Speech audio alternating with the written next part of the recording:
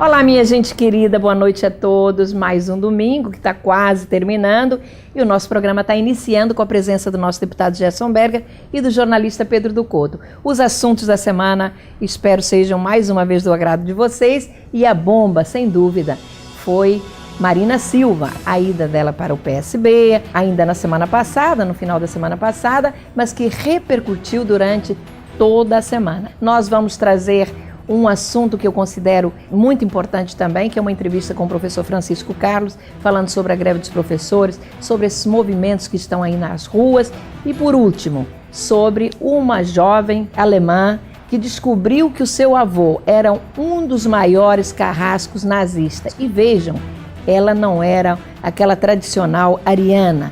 Na verdade, é uma mulher com sangue negro, o pai era um nigeriano. Bom, minha gente, mas antes de falar nos assuntos anunciados, eu quero falar de mais uma vergonha na área de saúde. Após uma denúncia enviada ao Ministério Público, a Polícia Civil interditou na última terça-feira 3 galpões da Prefeitura no Rocha, onde foram encontradas toneladas e toneladas de medicamentos para soro positivo, seringas descartáveis, vacinas para febre amarela e gripe, além de produtos para reforço alimentar. Tudo com data vencida. Imaginem, com tanta gente que não tem dinheiro para comprar remédios e alguns até morrem por esta razão, ver o nosso dinheiro, milhões de reais de dinheiro público sendo desperdiçado. E tudo isto por quê? Pela irresponsabilidade dos maus gestores. Será instaurado um inquérito civil para apurar se houve atos de improbidade administrativa. E daí? Quem vai responder? O dinheiro desperdiçado vai ser devolvido aos cofres públicos? Todos conhecemos o final destes inquéritos. Acho que o verdadeiro responsável é, sem dúvida, o secretário de Saúde do município do Rio de Janeiro, que não fiscalizou e deixou que tanto remédio perdesse a validade. É mais uma imoralidade que tem que ser apurada, sim, e os culpados punidos e punidos exemplarmente. Olha, Gerson e Pedro, um verdadeiro absurdo. Eu acho que não temos mais nada a comentar. Mas agora vamos à bomba da semana. Minha gente, a grande notícia foi, e acho que vai continuar sendo por um bom tempo, a inesperada aliança entre Marina Silva e Eduardo Campos, que está provocando um rebuliço danado. Marina coloca na conta do PT o fato de não ter conseguido viabilizar o registro da rede, ao qual se dedicou por aproximadamente um ano, tendo na morosidade dos cartórios responsáveis pela revalidação das assinaturas dos filiados, o seu grande obstáculo à sua existência. Marina sai dessa luta frustrada, com toda a certeza, abandonar o sonho de ser candidata a presidente da República, com todo o direito, considerando que em recente pesquisa ela é segunda colocada com 26% das intenções de voto. Abre mão, inicialmente, para Eduardo Campos, que tem apenas 4% dessas intenções. Segundo Marina, a sua decisão tem como ponto principal acabar com a hegemonia e o chavismo do PT no governo, a quem acusa de uma suposta perseguição, afirmando que se fosse para um partido pequeno, seria desossada, tratorada, ou seja, esmagada por um trator, pois teria mais de 2.000 pessoas pagas com dinheiro público para acabar com ela nas redes sociais. Eu acho que esta denúncia da Marina deveria ser apurada sim, porque é uma denúncia grave. Quando no início do programa falei no rebuliço causado pela decisão de Marina em se aliar a Eduardo Campos, é porque isto acabou por gerar uma certa fragilidade no governo de Dilma Rousseff, que, assustado, vislumbra já um segundo turno nas eleições do próximo ano.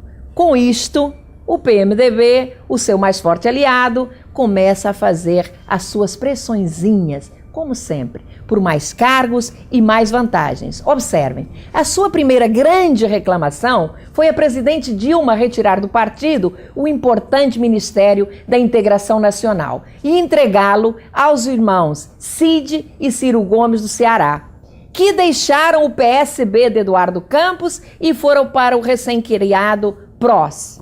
O PP também já estava de olho no mesmo ministério. E o seu presidente nacional, o Ciro Nogueira, chegou a dizer que este ministério era o ministério dos seus sonhos. Vejam, Gerson e Pedro, enquanto estes urubus brigam pela carniça, Marina abre mão de um sonho, apoia Eduardo Campos, estão abaixo dela nas pesquisas, unicamente, pelo menos é o que eu acho, por uma causa maior. A esperança de colocar em prática uma programação de governo visando um Brasil melhor.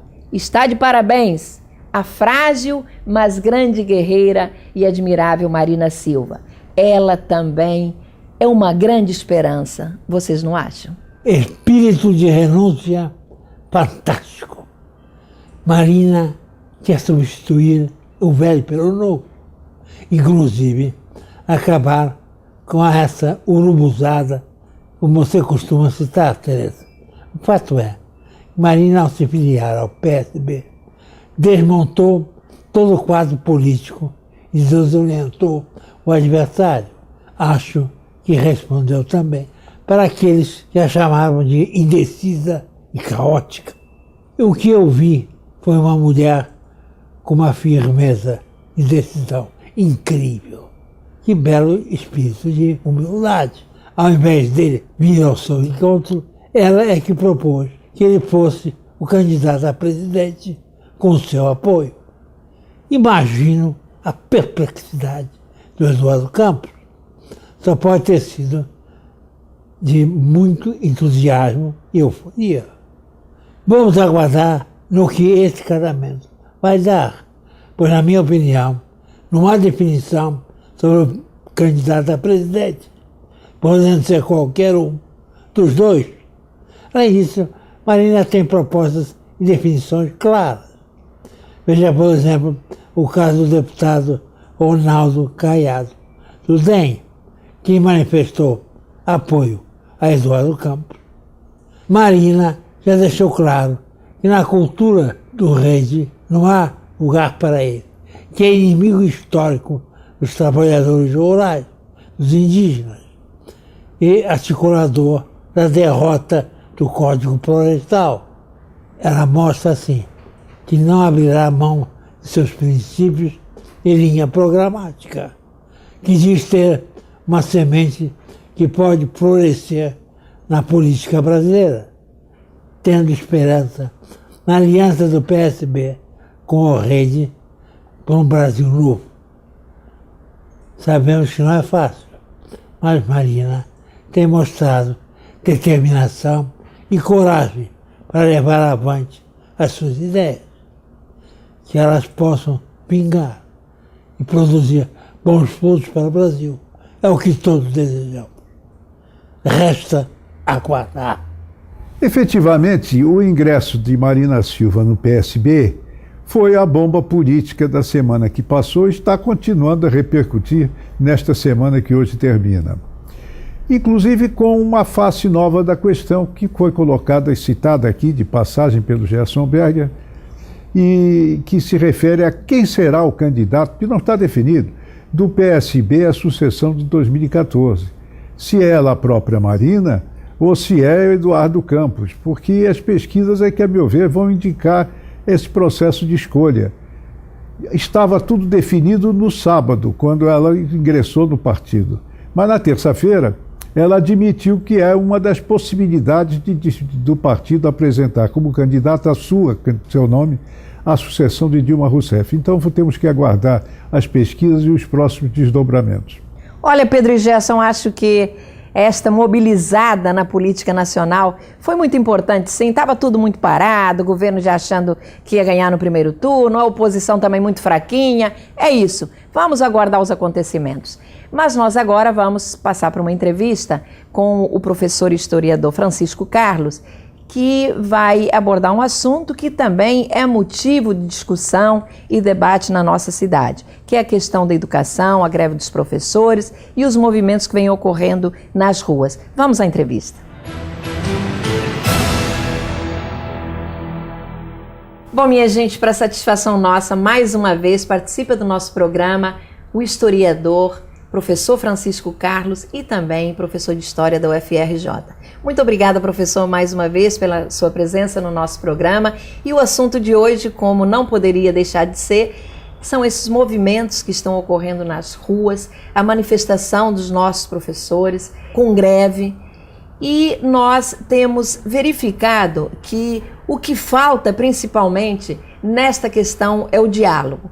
Eu gostaria que o senhor nos dissesse, como formador de professores, como vê este plano de cargos e salários encaminhado à Câmara pelo prefeito Eduardo Paes e aprovado no último dia 1º de outubro, uma aprovação que nós estamos como oposição contestando na Justiça, uma sessão tumultuada, uma sessão que não teve a participação efetiva da classe, os professores foram proibidos de acessar as galerias, o que regimentalmente é proibido. A nossa lei orgânica estabelece que todas as sessões da Câmara devem ser abertas ao público. Mas eu já falei demais, gostaria que o senhor nos desse aí a sua opinião, como vê esta questão tão séria para a nossa educação.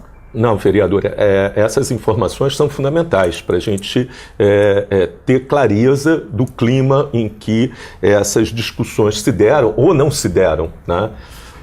Eu gostaria de falar do ponto de vista de um coordenador de um programa de pós-graduação da UFRJ, como um professor, como a senhora disse, que forma professores. Do ponto de vista da carreira do professor que nós formamos na universidade para ir para as escolas trabalhar, o projeto é muito deficitário. Projeto não, agora já é lei. Né? Ele é muito deficitário. Na verdade, ele confunde várias questões conceituais que nós já discutíamos, mas principalmente ao fazer com que o professor de história, por exemplo, no meu caso, dê aula de outras disciplinas que não aquela que ele está formado, cria problemas muito fortes para, inclusive, o nosso trabalho na universidade. Porque o professor vai ficar assim, bom, eu tenho que ter uma formação agora polivalente para poder ir para a sala de aula. E a universidade não prevê essa formação polivalente que o projeto apresentado pelo governo contemplou e foi aprovado.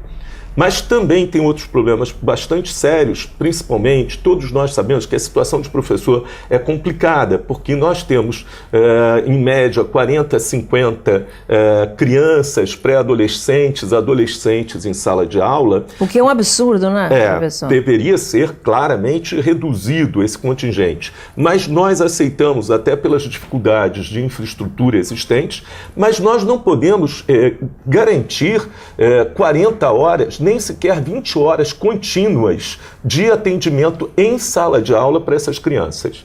Falando de uma forma muito clara, é difícil, eles são adoráveis e difíceis. Então, na verdade, o professor precisa de uma carga horária que seja interrompida, que ele possa se recuperar física e mentalmente para lidar com as crianças, para dar atenção, inclusive uma atenção diferenciada a essas crianças. E ele precisa também que esteja incluído nesse regime de 20 ou 40 horas o tempo de preparação das aulas, o tempo de correção dos trabalhos dos alunos, das provas dos alunos, em muitos casos até de caderno dos alunos nesse sentido. Então, na verdade, o plano não contempla, agora a lei não contempla esses aspectos. Não contempla, e isso tinha sido avisado pelas universidades. A senhora mesmo leu o documento das universidades no plenário da Câmara, né? As universidades do Rio de Janeiro reunidas enviaram um documento ao prefeito dizendo que queriam discutir isso porque não estava contemplado no então plano apresentado. Professor, o que nós vimos nesta questão, principalmente e acima de tudo, foi o radicalismo do prefeito Eduardo Paes, que não estabeleceu um diálogo com a classe, com o CEP especialmente, que representa os professores. Além disso, a própria secretária, a Cláudia Costin, apareceu muito poucas vezes para dialogar com os professores. Nós, na Câmara, vivemos essa questão, principalmente quando o prefeito Eduardo Paes disse que não negociava mais com os professores, que eles resolvessem com a Câmara dos Vereadores. Infelizmente, eu costumo dizer que a Câmara dos Vereadores hoje é o quintal da prefeitura, do prefeito Eduardo Paes. Lamentavelmente, sou obrigada a repetir isso aqui no programa, e o que nós assistimos naquele dia, no dia 1º de outubro, foi lamentável, uma votação já conduzida pelo prefeito. E eu, por diversas vezes, questionei por que não retirar o projeto, já que era um anseio da classe e absolutamente não atendia aos seus anseios. O prefeito manteve o seu radicalismo, está aí. O senhor acha que o radicalismo do prefeito impediu que nós tivéssemos uma mensagem, digamos assim, mais democrática e que atendesse a classe? Naquele momento, se o prefeito tivesse aceito a criação de uma comissão de vereadores, né, uma comissão contemplando todas as tendências existentes na Câmara, para examinar o plano, nós não teríamos caminhado para essa via de radicalização que o processo tomou. Né? Houve uma ausência de diálogo, houve uma ausência de presenças, no caso da amiga Cláudia Costinha, uma pessoa que nós temos o maior respeito pessoal pela Cláudia, mas ela deveria se colocar à frente. Talvez o prefeito tenha impedido que ela fizesse isso, né? Mas ela deveria ter se colocado à frente desse processo, porque várias das discussões que estavam ali não eram discussões salariais. Eram discussões de formação, aprendizado, carga horária, coisas que são fundamentais no processo de aprendizado, que não quiseram ser discutidas. Né? Foi, na verdade, assim, um atropelo massivo, né, sobre um processo que precisava ser amadurecido com muito diálogo e com muito debate.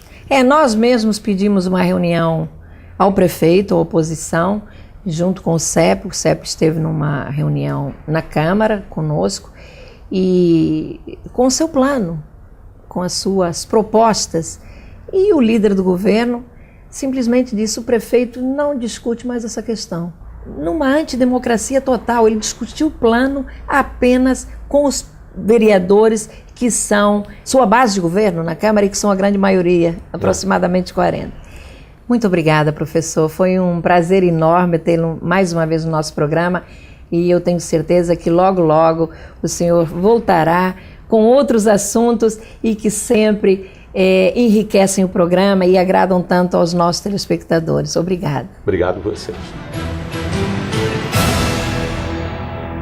Olha, está aí a entrevista com o professor Francisco Carlos, que tanto acrescenta ao nosso programa, uma figura fantástica, com conhecimento muito profundo, eu diria até que em todos os assuntos, e esta posição em relação aos professores vem de encontro à minha também.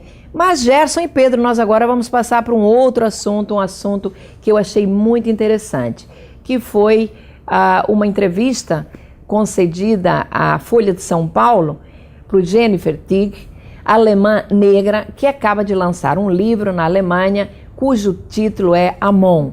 Leva o nome de seu avô, um nazista cruel, responsável pela morte de milhares de judeus no campo de concentração de Plaszow, na Polônia. E é descrito no filme A Lista de Schindler como um assassino sádico, cruel, que atirava em prisioneiros de forma aleatória pelo prazer de matar. Pouco se importava quem seria a vítima. A história Jennifer mostra mais uma vez que nada acontece por acaso. Somente aos 38 anos ela descobre sua nefasta origem por acaso. Ao entrar numa biblioteca em Hamburgo, descobre um livro chamado Eu Preciso Amar o Meu Pai. Não? A foto da capa lhe pareceu familiar. E ao olhar a foto da personagem principal, Monique Goth, não teve dúvidas de que tratava-se de sua mãe, com quem não tinha contato há muitos anos. Quando Jennifer nasceu fruto de um relacionamento amoroso de Monique com um estudante nigeriano, ela foi entregue a uma instituição religiosa de freiras, onde, aos 4 anos, foi adotada por uma família, passando então a não ter mais contato com a mãe e a usar também o sobrenome da família que a adotou. Ao descobrir sua origem, Jennifer fica completamente transtornada, passando vários dias sem sair de casa, sentindo-se terrivelmente mal pelos atos do avô. Ela relata que sua vida nunca mais foi a mesma. Procurou a mãe, que lhe relatou ter optado por esconder a história da família para tentar protegê-la. Passou então a pesquisar sobre o papel desse avô no genocídio dos milhões de judeus. Viajou para a Polônia, onde se ocupou com o Holocausto. Sentia-se terrivelmente mal pelos atos e horror praticados pelo avô Amon Goth. Preocupava-se especialmente como seus amigos judeus iriam reagir a essa revelação. Afinal, ela morou 4 anos em Israel, falava hebraico e lá estudou sobre o Oriente Médio e a África. Temia perder todos os amigos, especialmente 2 mais próximos. No entanto, a resposta deles, narrada no livro Amon, que ela recentemente publicou, a tranquilizou. Dizem eles, o Holocausto está no nosso DNA, mas que culpa você tem? Para nós, você é gene, deixa disso. Gostaria, Gerson, de ouvir você sobre o que acha de esta história, que é uma história bonita, mas uma história muito triste, não é? Tereza, como você disse no início, ao relatar a história de Jennifer Cote, nada acontece por acaso. Um assassino preconceituoso, perseguidor de minorias que defendia a chamada raça pura, acaba por ter a filha envolvida num romance com um negro nigeriano. Dessa relação nasce uma criança, sua neta mestiça, que é entregue a uma instituição onde é adotada, cresce para estudar em Israel e passa a conviver e amar jovens como ela, mas judeus. Volta para a Alemanha e acaba por descobrir sua origem. O avô foi um cruel e sádico assassino nazista. Fica arrasada e sua principal preocupação com os seus amigos israelenses. Será que vão rejeitá-la? Recebe deles uma lição de compreensão e amor muito bonita e profunda. O Holocausto está no nosso DNA, mas para nós você continuará sendo a amiga Jenny. Uma história interessante, mas nem todas são assim. A dor e a tortura deixaram nos sobreviventes de campos de concentração e naqueles que perderam suas famílias marcas muito profundas, não de ódio, mas de revolta e questionamento. Por que fui eu perseguido? Por que minha família foi tão barbaramente assassinada em campos de concentração? Apenas porque nasci judeu e tenho uma religião diferente? Hoje, são poucos os sobreviventes do Holocausto. Quase todos já morreram, mas suas famílias continuarão carregando a marca dessa dor. São testemunhos assim como dessa jovem que devem ser sempre transmitidos às novas gerações e também àqueles que vierem depois de nós, para mostrar o que foi o nazismo, algo de profundamente hediondo na história da humanidade. Foi a maior violação de direitos humanos refletida na pergunta feita pelo Gerson. O judeu indagava de si mesmo: por que fui eu, que sou inocente, estou sendo perseguido e castigado e morto? De maneira que isto é uma mancha imunda na história universal que jamais deve ser esquecida e não será esquecida. Bom, Gerson e Pedro, eu não tenho dúvida que histórias como a de Jennifer têm que ser sempre lembradas para que os holocaustos não possam se repetir. Bom, minha gente, o nosso tempo acabou. Eu agradeço Gerson e Pedro, a presença dos dois. Espero que na próxima semana sua voz esteja melhor. E a você, amigo telespectador, eu desejo um final de domingo muito feliz, um ótimo descanso. E no próximo domingo, às 8 horas da noite, nós vamos estar juntos novamente aqui na CNT. Até lá!